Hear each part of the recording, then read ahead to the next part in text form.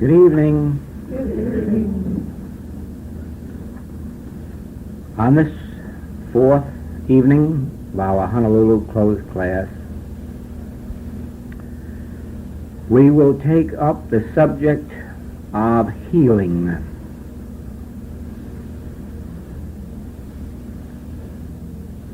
Our interest, of course, is in the subject of spiritual healing. But because there is so much misunderstanding of certain terms that are used in the metaphysical and spiritual world, I want to go all the way back to the beginning of the subject of healing. First of all, there is physical healing. That is healing on the physical level of life. Healing that is accomplished through medicines, surgery, and other material means. And sometimes metaphysicians are apt to very disdainfully deny such things. And this is unwise. As a matter of absolute truth, there is but one consciousness, and it is spiritual. It is more than spiritual, it is spirit itself. But in the different stages of consciousness, we find one called material, a material state of consciousness. There is no material consciousness, there is a material state of consciousness. And then there's the mental. There is no mental consciousness, but there is a mental state of consciousness. On the material plane, or material state of consciousness, there are laws of matter. And as long as one lives on that plane, those laws are important. They cannot be ignored. They hold the issues of life and death on that material plane. Let no one deny that aspirin has healed millions of headaches, that surgery has prolonged the human sense of life, that some medicines and diets have given not only health, greater longevity, but actual peace of mind as well to those on the physical or material level of consciousness. Somewhere back in the last century, the world moved, or at least part of it, into a greater awareness of a mental level of consciousness. Now, up until that time, the body being physical or material, to the belief of that time, all remedies were material, and the causes of disease were material, so that a doctor looked no further than the body itself for symptoms and for healing agencies. When the middle of the 19th century brought to light the fact that there are mental causes for physical diseases, a new world of materia medica opened. Before this happened, Christian Science and unity grew rapidly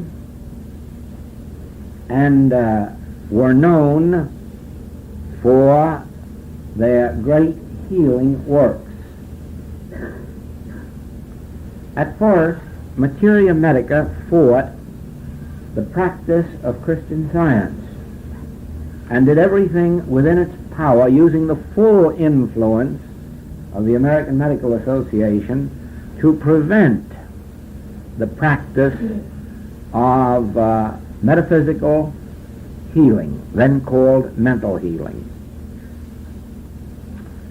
But one by one, state legislatures and foreign countries legalized the practice of Christian Science after sufficient proof had been established that this healing agency could be relied upon and that it was not dangerous to the welfare of the world. It was a long and it was a hard battle. Naturally, it was ridiculed that there could be such a thing as a mental cause for a physical disease, and equally so that there could be a mental remedy for a physical disease.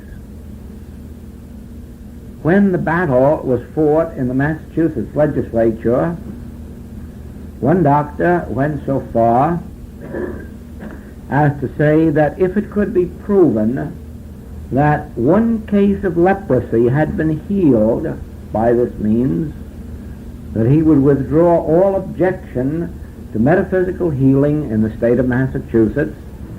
And very promptly it was proven. A physician was brought from St. Louis who himself had been healed of leprosy after his associates had diagnosed the case and had arranged for him to be sent to Louisiana, to the leprosy colony there.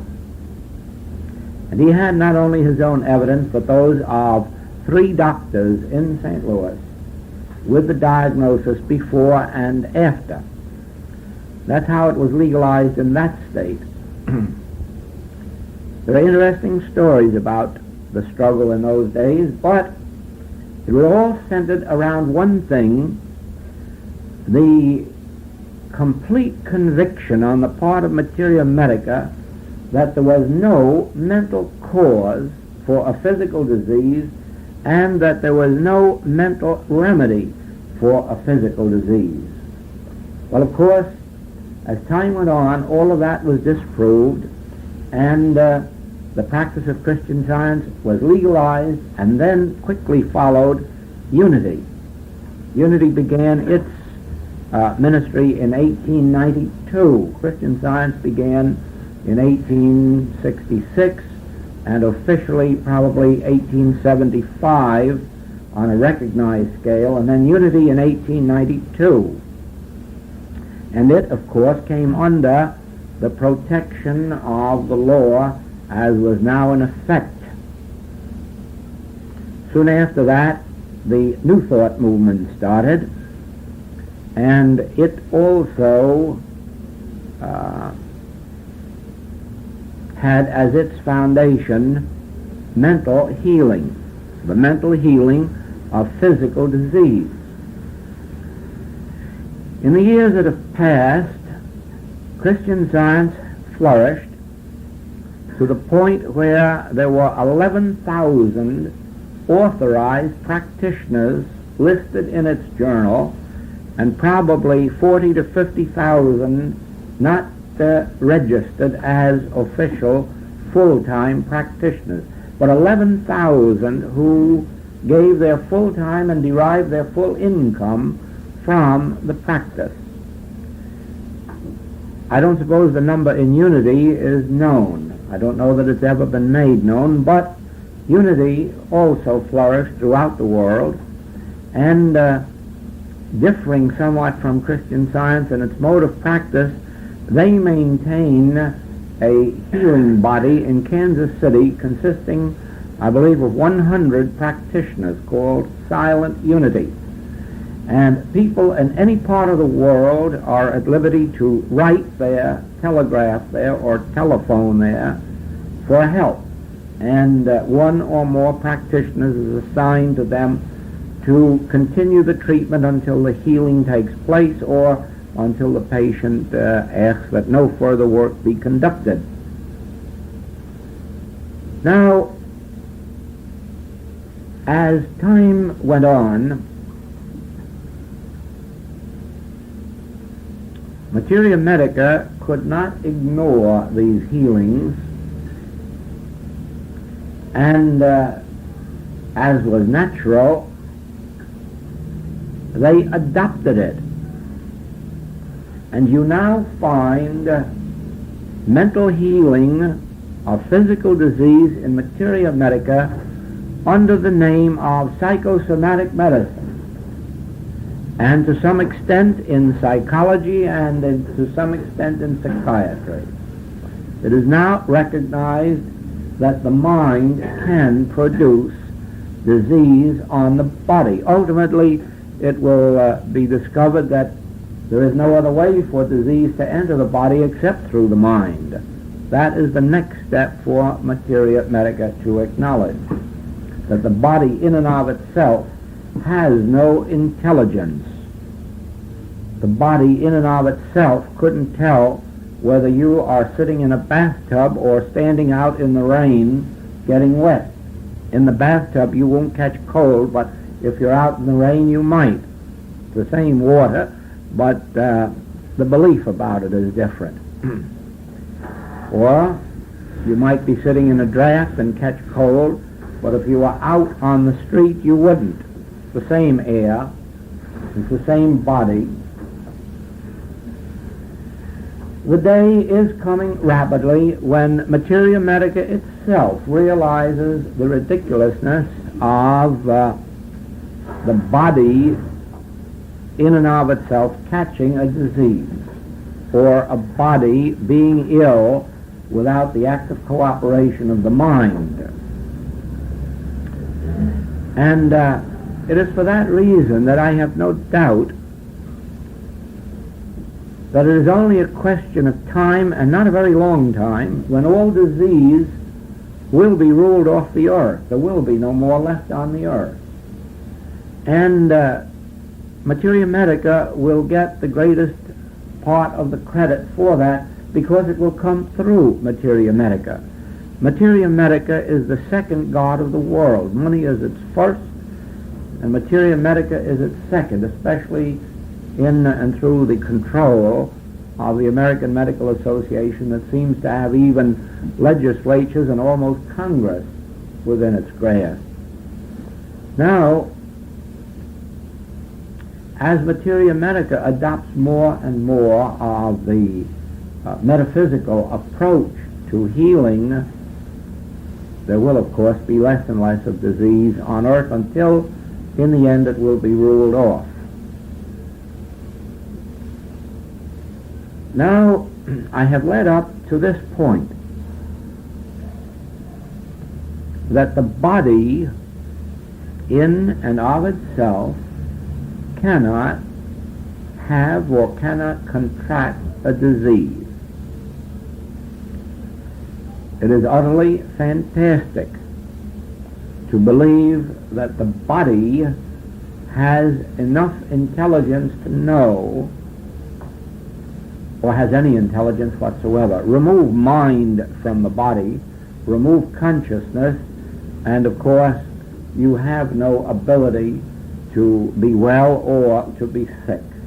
The body is a reflector, and it's a reflector of the state of consciousness of the individual, and that is why if your state of consciousness is sufficiently materialistic, you can receive great benefit through material means. If your state of consciousness leans more to the intellectual or the mental, you can derive great benefits through a mental approach to life and health and harmony.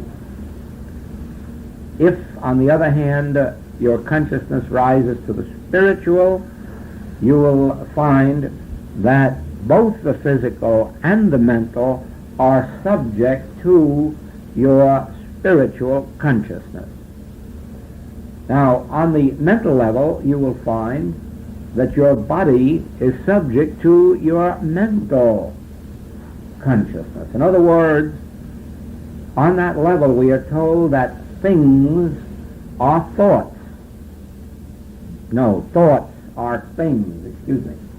Thoughts are things, and thoughts have a tendency to become things. And on that level, the thoughts that we entertain and hold in mind have a tendency to manifest themselves on the body. It isn't difficult. Of course, I know that many of you already know this because of your years of study in the metaphysical world. You know how completely the body is subject to the mind. You have seen it in many healings. You have witnessed it over and over and over again, that your body is subject to the knowing, the mental activity of your practitioner, that your body responds to the mental knowing of your practitioner, even if your practitioner is 3,000 miles away. The practitioner knows the truth, and your body responds. Everyone who has had an experience of metaphysical healing knows that that is true. And of course, we're not going to, at this date, try to establish that metaphysical healing exists. That is proven to too great a degree to even take time with.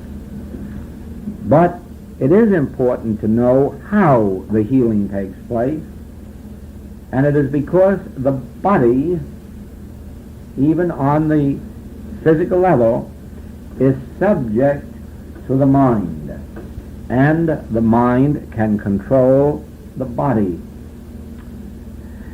Of course, you know that even leaving out a religious teaching, even leaving out the subject of God or the Spirit of Christ, you know right well that there have been people with various degrees of paralysis who through sheer willpower have overcome it and become healthy. There are people who have had serious diseases of many kinds, and through sheer determination and the will to live have survived.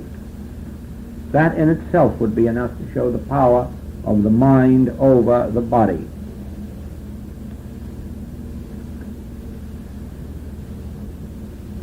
As you rise into the spiritual, you will find not only that the body responds to the spirit, but that the mind responds to the spirit. And probably the greatest evidence of that, or example of it, is in this. Assuming that a person is the victim of some type of wrong thinking. Let us say that a person is overly sensual, or let us say that a person is lacking in ordinary integrity, the type of individual who might lie, cheat, chisel.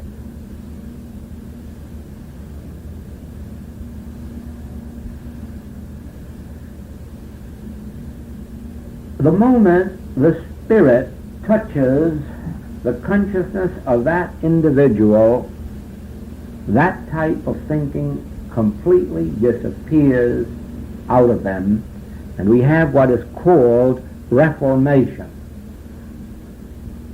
Now, it is an impossibility for a person who is sensual to correct it by trying to be not sensual. It just is not possible. It cannot be done. Repression, yes. These things can be repressed to a certain point. Usually they explode. Or they may be kept under control.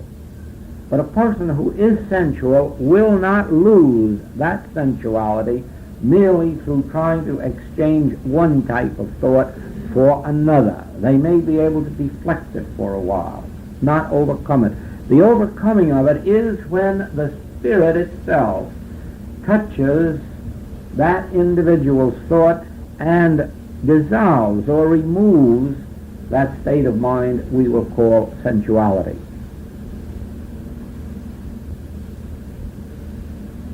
In the same way, a person may be a materialist, and they may evidence that in a greed for money or a lust for power,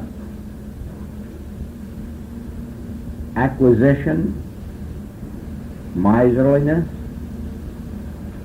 For that person to attempt to overcome it just by some other form of thinking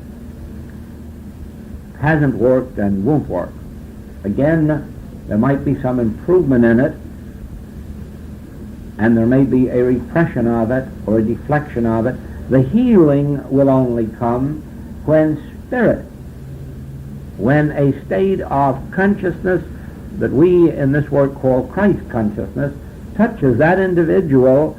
It can change the whole nature of the person. Now, in the healing work itself, we make use of terms that must be understood. And for that purpose, we have two major words. And be very careful that you understand the meaning of them, because they will be important in whatever healing work you undertake, whether for yourself or your family or publicly, professionally. The words are real and unreal, or reality and unreality. Probably more fun is poked at metaphysics because of the word unreal or unreality than any other. Perhaps more ridicule is brought to it. Because in metaphysics we are so apt to say it is unreal or it is untrue. Two cars smash up in front and scattered all over the scenery, and the metaphysician comes along and says, it's unreal, it isn't true. Never happened. You can't blame the world not knowing the meaning of the word untrue, unreal, from ridiculing it. And the sad part is that very often the metaphysician using the words do not understand the meaning of it, and for that reason are not able to bring out the healings that would come through the proper use or understanding of those words. In our work, the word real or reality pertains only to that which is spiritual, eternal, immortal, infinite. Only that which is of God is called real or reality.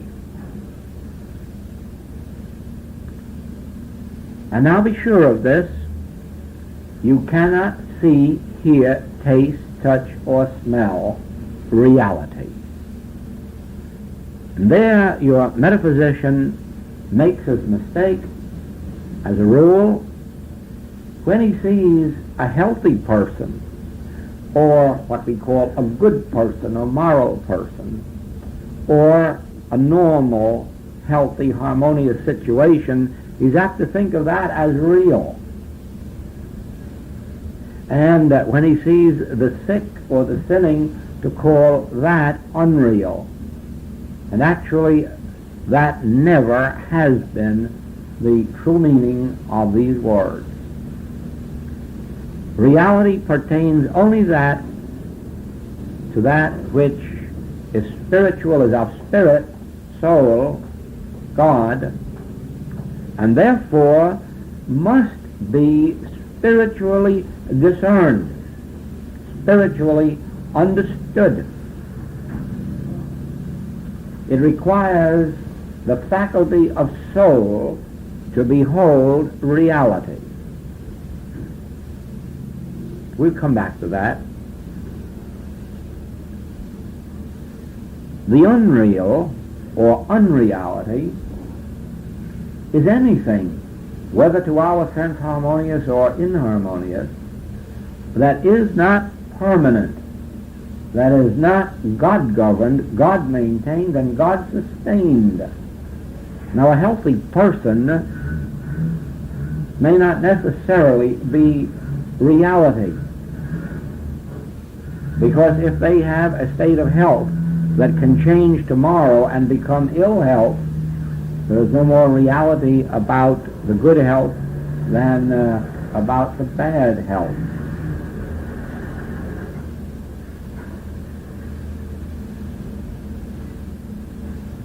If you can see, hear, taste, touch, and smell it, it is not a part of reality, regardless of how good or harmonious or fine it may be. Reality pertains only to that which is discerned through the inner awareness. Jesus referred to this in such terms as, do you have ears and do not hear? Having eyes, you do not see. In other words, there is that which must be seen and heard with the soul faculties, with the inner consciousness, with one's inner spiritual development.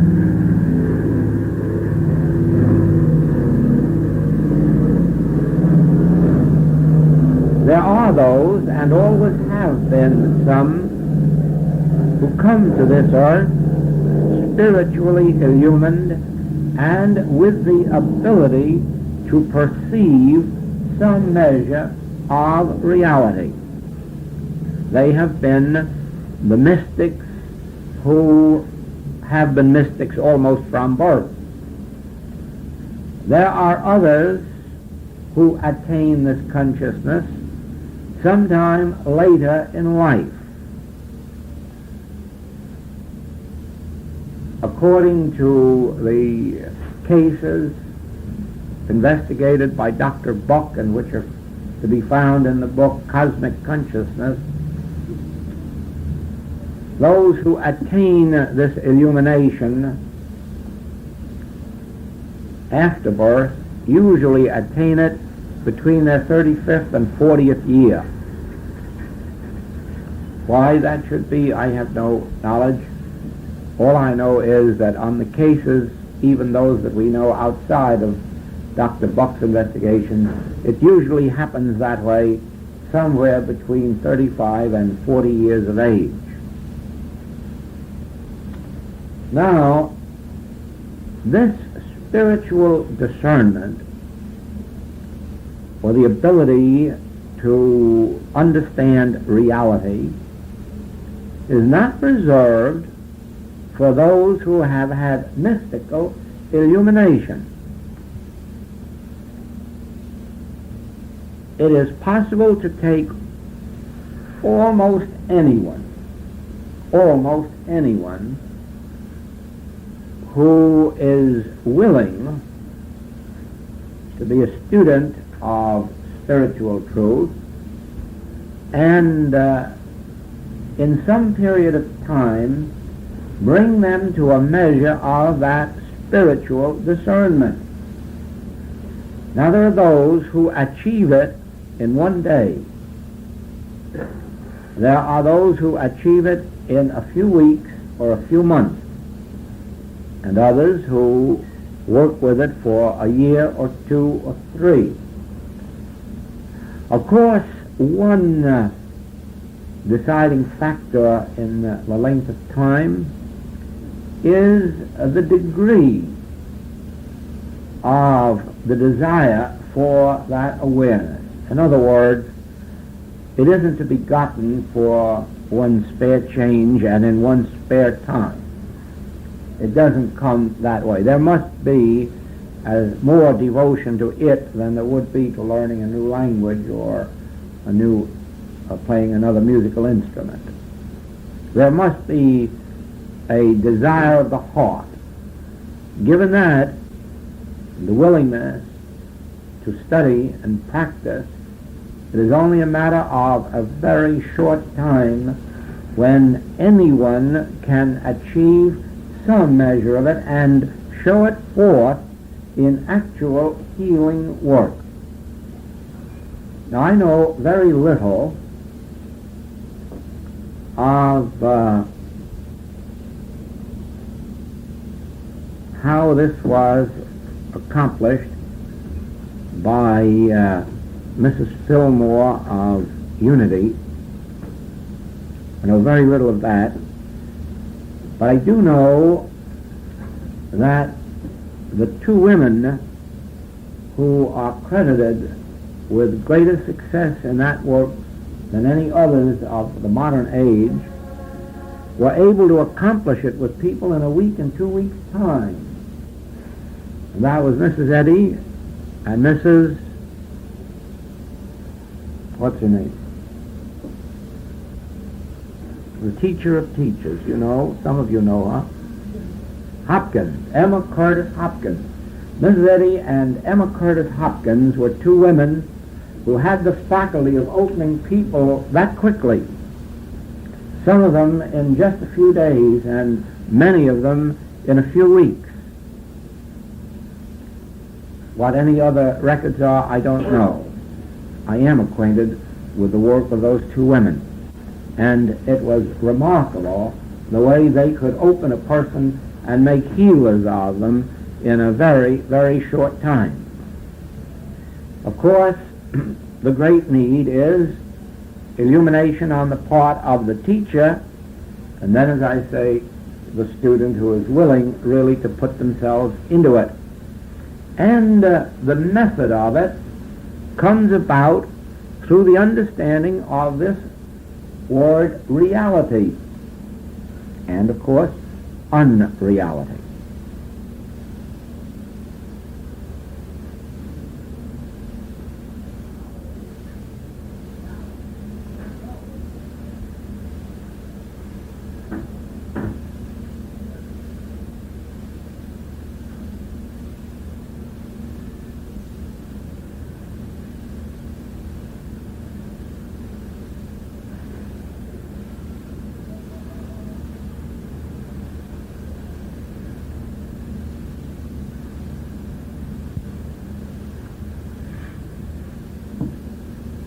Starting with the word God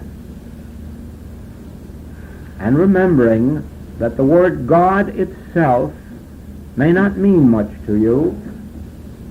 Those letters, G-O-D, have very little meaning, actual meaning for most people, but there is always a synonym for the word God that brings God more clearly to one's understanding.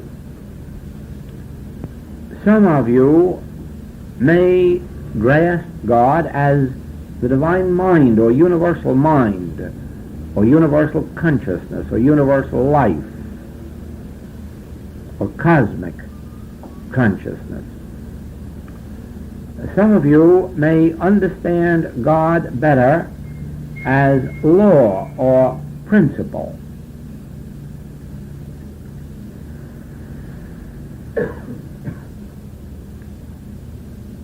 God is the creative principle of the universe. That shouldn't be difficult for anyone to understand, that nothing can be created without a creative principle. In other words, there can be no such thing as an effect without a causative law or principle. And to understand God in that way is not difficult.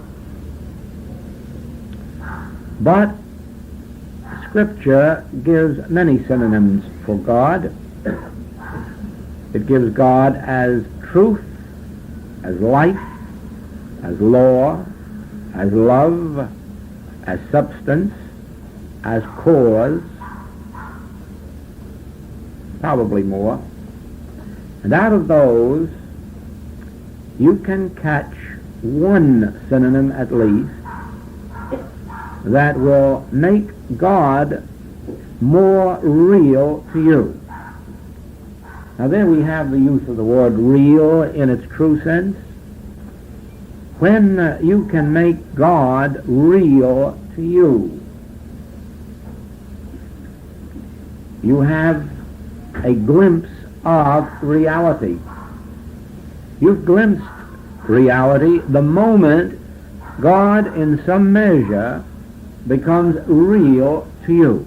As long as God remains just a word in a book, or a word in your mouth with no meaning,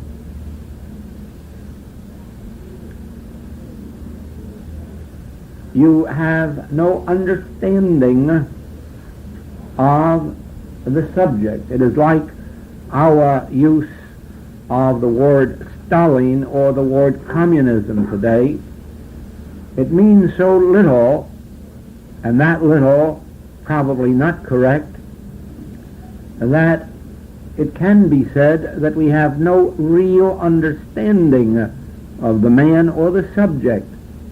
But to grasp some sense of these as to make them real and understandable makes them more real to you. Go back to God. If God is just a word, and if life, truth, love, soul, spirit, principle, law are just words to you, God is not real. And you have no grasp of reality. But if you can take one or more of the synonyms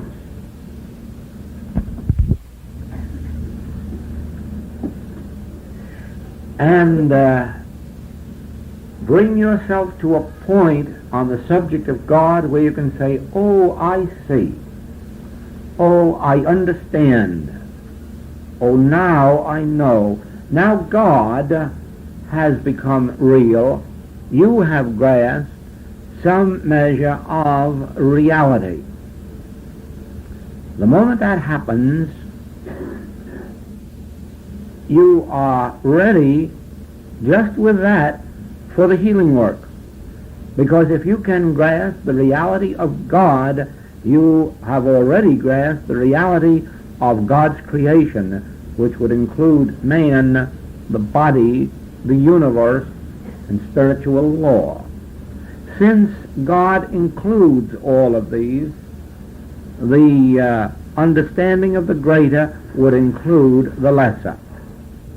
Now, the first point in our healing ministry must be some measure, a grain is enough, a tiny, tiny little bit of a grasp of the nature of God, of the meaning of God, so that God becomes real, and then you will understand that you have witnessed the reality of that which is intangible to the senses, that which cannot be seen, heard, tasted, touched, or smelled. You have touched the transcendental and the mystical side of life. The moment you have one tiny grain of understanding of God, the moment God has in any degree become real to you, you have witnessed reality or the spiritual universe, and that would include its creation and its law. Now, It is for that purpose that when we speak of sin or disease as unreal or unrealities, we do not mean non-existent. We do not mean that we're just fooling ourselves or using our imagination in saying it's unreal or untrue. It is not a denial of the so-called existence of these things. It is a denial of their existence as a part of God or reality. Do you see the difference in that?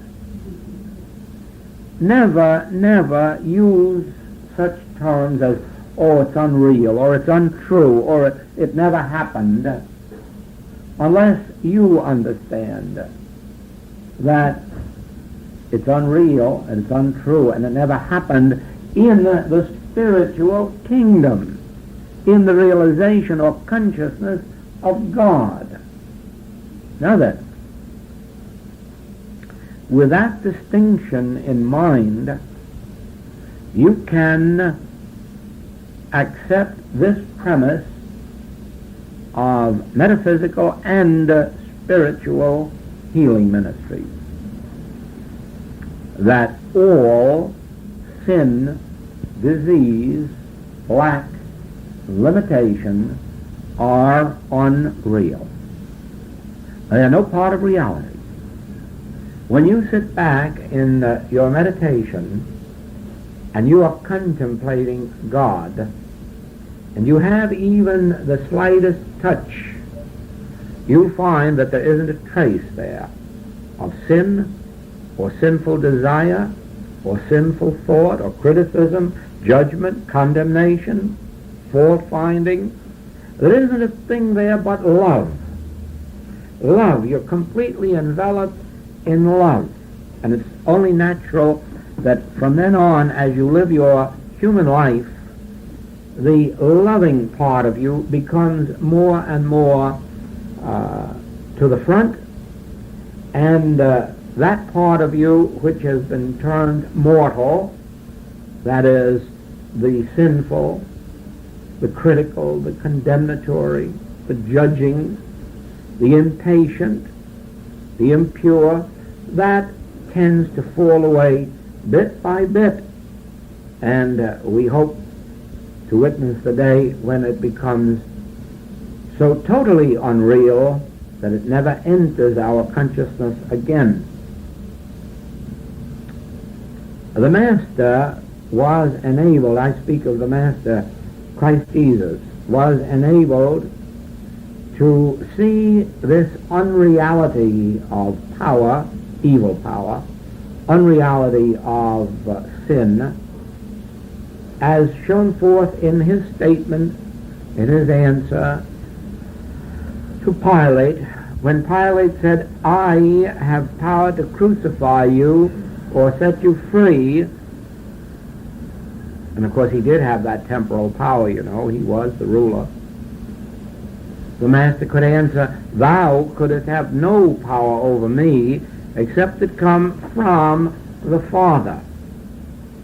Now he understood the temporal power that Pilate had, but he knew that in his own consciousness of reality, temporal power could not be exercised, temporal power could not express. And then, when he was arrested, and instead of resisting, he even healed the soldier whose ear had been cut off by Peter. Put up thy sword. Later, Father, forgive them. They know not what they do. He was seeing through their human activity and seeing it as unreal. That is, not a part of power, not a part of the eternal, the immortal, and the forever lasting. It was that that enabled him to come forth from the tomb. The fact that there was no power in the crucifixion. It was that which enabled him to heal the sick. The same thing that enables us to going to avoid the subject.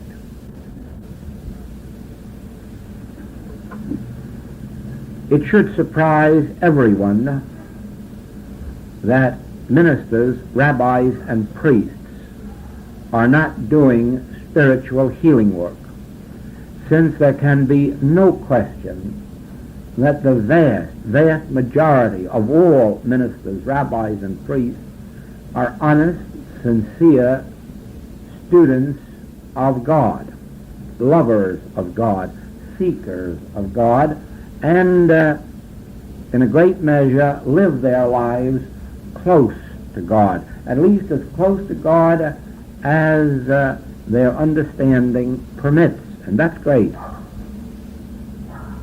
Now, if God, as usually understood, were a healer of disease, why is it that in these hundreds of years since the Bible has been in existence, that our ministers and rabbis and priests do not have a monopoly on spiritual healing?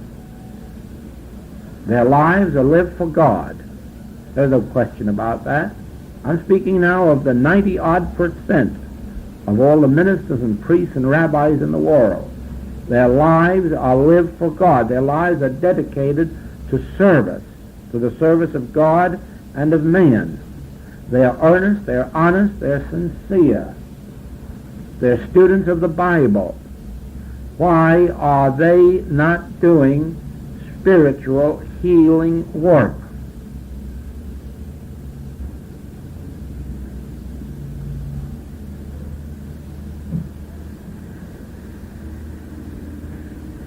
The answer is this. Every religious teaching on the face of the earth, with the exception of metaphysical teachings, accepts disease as much of a reality as health. It accepts an evil power in the world equally with the power of good, and probably in most cases gives more power to evil than to good. As a matter of fact, very little power is given to God by the church until after death. I think that was brought out in a series of articles in Collier's magazine. There were 4 articles in the series, and the question was asked why we are not able in this age to have the benefit of God in our lives, that is, in the prevention of war, in the stopping of war, in the prevention of disease or healing of disease and other human calamities, and the almost unanimous opinion of the priests, rabbis, and ministers was that the power of God is not for this world but after death. In this world you take care of yourself. That's on record in a magazine. And of course, if there were any other answer, they would have it, but they haven't. Only through the revelation of metaphysical teaching do we know why they are not healing. Now this you might be interested in knowing, that the Episcopal Church in some of its branches has accepted spiritual healing, and they have ministers conducting regular healing services and doing healing work. Those ministers, for the most part, learned their healing art from Science and Health. The Episcopal Church of South Africa officially has adopted spiritual healing, but it has adopted the infinite way. as its textbook for teaching its ministers how to heal. And there are in the States several churches now conducting healing meetings and using the Infinite Way, and probably others using other books. Oh yes, in Denver there is an Episcopal church whose minister is Dr. Russell, and he is a graduate of the Science of Mind, the Institute of Religious Institute of Los Angeles, and he is one of its licensed and authorized practitioners and teachers, and he conducts a healing ministry in his Episcopal church in Denver. Now, the reason that the clergy cannot heal unless they have been taught through metaphysical works is this: they accept the existence of disease and the premise that they can pray to God to remove it. And it can't be done. If God could remove disease, you wouldn't have to sit around waiting to pray for it. God would do it long before you could pray for it. It isn't a God somewhere that can heal disease and won't, or that God waited all these thousands of years until Jesus came along to start a healing ministry, and then for 2,000 years dropped it all of a sudden and waited for Mrs. Eddy to come along. What kind of a horrible God would we have if God could heal disease and didn't do it until Jesus Christ came along, and then stopped it after Jesus Christ until Mrs. Eddy came along? Oh, let's go deeper into this subject of healing and understand that healing is not based on any such premise as a disease and a God that can heal it, but a certain man or woman or group of men or women must come along to bring God into the picture and gain God's goodwill. Oh no, there's no such thing. There is no such thing. In the kingdom of God, there is no disease. God maintains and sustains its kingdom intact, harmonious, healthful, complete, perfect, spiritual, and whole. There is no defect in God's kingdom. God has not given this world disease. If God had given this world disease, Jesus is the major sinner on earth for having thwarted God by healing it. God has never decreed death, or Jesus is the world's greatest sinner for having thwarted God's will by raising from the dead. Oh no. Jesus the Christ and others like him have been ministers of God, have been disciples of God, have been the instruments of God in revealing to the world that disease, sin, death is no part of God's kingdom, is not real, and cannot stand in the face of that understanding. Let this be clear to you. The moment you touch the hem of the spiritual robe, you will behold that in the entire kingdom of heaven there is not a sinner. There is no disease. Who did sin? This man or his parents? Neither. Did this woman taken in adultery sin? Neither do I condemn thee. Go and sin no more. No, no.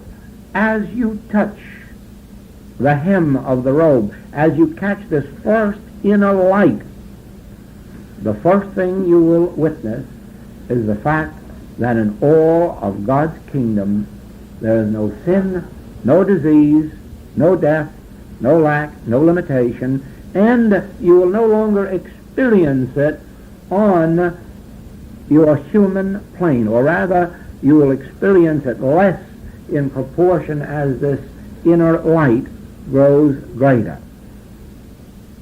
Now, instead of appealing to God for healing work, instead of turning to God in the hope that we can bring God's power to this poor, suffering sinner or sick one, let us honor God in the realization that the spiritual kingdom is intact, and that this that comes to our attention in the form of sin, disease, death, lack, or limitation is no part of reality, no part of that kingdom of God, and therefore has no witness, cannot stand, has no substance or law. Now we come to more terms in the healing work. In dealing, you will follow this in my writings, especially as you make a careful study of all of the chapters entitled Treatment and all of the chapters entitled Nature of Error. The secret of healing work lies in those chapters called Treatment and Nature of Error. Don't overlook those. They're very important. If we catch our first glimpse that sin, disease, and death are unreal because they are no part of God and have no existence in this spiritual awareness, we can then take up more terms that are used in the healing ministry. We speak of disease not so much as disease as a claim. We don't call it consumption, cancer, paralysis. We drop those names and call it a claim. Or we call it a belief. Or we call it an appearance. Does changing the name do anything? Yes, it does. You see, healing work is an activity of our consciousness. And unless these things are clear to us, we have no activity of truth in our consciousness to bring them about. Now let me illustrate this. If you were traveling on a desert and saw, as we often do, that the road ahead of us is covered with water, if you were new to the desert, you would instantly stop your car. And you would look ahead on the road, and it would be clear to you that you could not get by. And the first thought would come, what will I do? How will I get through that water? How will that water be removed from the road? You look around you and not see any help, and look back again at that road, and if you look long enough, intently enough, you would awaken to the great fact that there wasn't any water there, that it was a mirage, an illusion. And then you'd smile and start your car and go forward. Now, as long as it was water on the road, you wouldn't do that. You'd sit right there waiting for that water to be removed. But the moment that you understood it to be an illusion, a mirage, the water has disappeared and you go forward.